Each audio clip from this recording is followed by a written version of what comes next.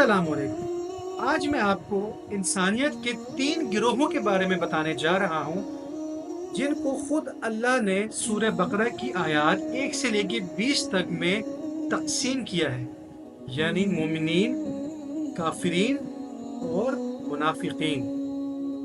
तकरीबन हम सब आम मुसलमान इन गिरोहों की सरसरी सी मालूमात से तो वाकिफ हैं ही, लेकिन इस मालूमात का हमें करना क्या है ये हम नहीं जानते।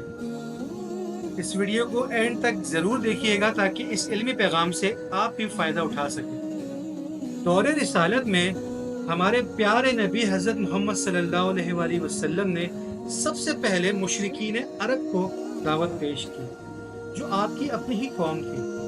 उसके बाद यहूद व नसारा, जिनसे यस्रिब में आके आपका साबका पेश आया।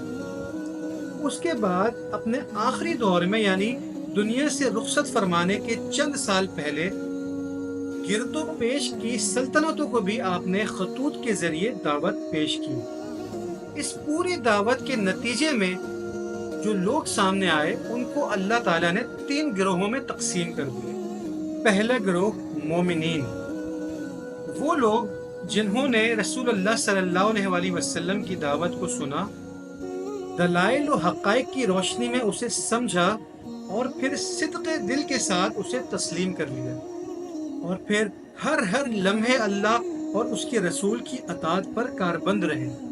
दूसरा गिरोह काफिरीन, यानी वो लोग जिन्होंने रसूलुल्लाह सल्लल्लाहु अलैहि वसल्लम का पैगाम सुना, दलाइल और हक़ाइक़ की रोशनी में उसे समझा और फिर ना मानने का फैसला कर लिया। यानी वो लोग जिन पर कुरान का हक होना और रसूलुल्लाह सल्लल्लाहु अलैहि वसल्लम का सच्चा रसूल होना पूरी तरह से वाज़ेह हो चुका था, लेकिन महज अपनी हठधर्मी, जिद और अनानियत के बाइस वो अल्लाह और उसके रसूल की मुखालिफत पर तुल गए और उसे किसी सूरत मान कर देना नहीं चाहते थे।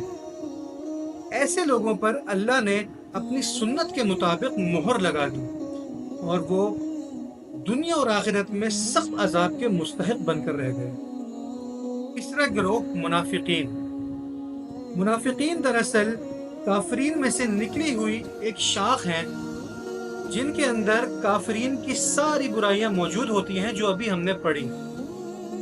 बस उन्होंने ऊपर से इस्लाम का लिबादा उड़ा हुआ होता है, जिस वजह से मुनाफिकीन सबसे ज्यादा खतरनाक होते हैं। नफ्स अरबी जबान में सुरंग को कहते हैं। जैसे सुरंग के 2 मुंह होते हैं, उसी तरह मुनाफिकीन भी दोगले होते हैं। जब वो मुसलमानों से मिलते हैं तो कहते हैं कि हम आपकी तरह ईमान ले आए, और जब वो काफरीन से जाकर मिलते हैं तो कहते हैं दरअसल हम तो आप ही के साथी हैं, मुसलमानों के साथ तो हम मजाक करते हैं।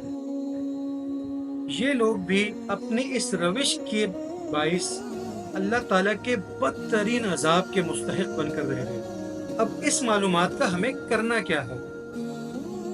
मोमिन, काफिर और मुनाफिक के बारे में इल्म हासिल करने का नतीजा ये नहीं निकलना चाहिए कि हम इंसानों पर कुफ्र और ईमान के फतवे लगाना शुरू कर दें, बल्कि ये तो हमारे अपनी इस्लाह और दूसरों के लिए तबलीग का बाइस बनना चाहिए। यानी हम अपने अंदर झांक कर देखें कि कहीं हमारा शुमार भी उन लोगों में से तो नहीं होता जिन्होंने बात को पूरी तरह समझ लेने के बाद उसे झुठला दिया।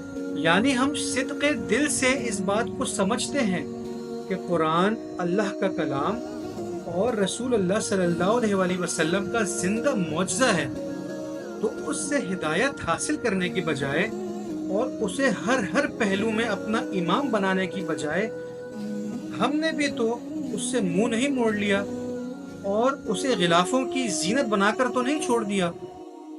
रसूलुल्लाह सल्लल्लाहु अलैहि वसल्लम ने फरमाया, बंदे के कुफ्र और ईमान के बीच में फर्क नमाज है। जिसने नमाज को तर्क किया उसने कुफ्र किया। तो क्या हम अपने अहलो अयाल, दोस्त अहबाब और इर्द गिर्द के लोगों को जो नमाज नहीं पढ़ते काफिर कहना शुरू कर दें? हरगिज नहीं। हमें तो उनकी इस्लाह का बाइस बनना चाहिए। انہیں قرآن و حدیث کے ذریعے سے نصیحت کرنی چاہیے، انہیں دلائل و حقائق کی روشنی میں دعوت پیش کرنی چاہیے، بار بار کرنی چاہیے، جب تک کہ وہ اپنا عمل درست نہ کر لیں یا اللہ ہی اپنا کوئی فیصلہ نہ سنا دے۔ تو آئیے ہم اور آپ مل کر اپنے آپ سے سوال کریں کہ ہم کہاں کھڑے ہیں۔ اگر کوئی کمی یا کوتاہی ہے تو اس کی اصلاح کریں اور اپنے اہل و عیال اور گرد و پیش کے لوگوں کو اس حق بات کی تبلیغ کریں۔ جزاک اللہ۔ اگر آپ کو ویڈیو پسند آئی ہو تو ویڈیو کو ضرور لائک کیجیے، چینل کو سبسکرائب کیجیے اور اس علمی پیغام کو شیئر کیجیے۔ جزاک اللہ۔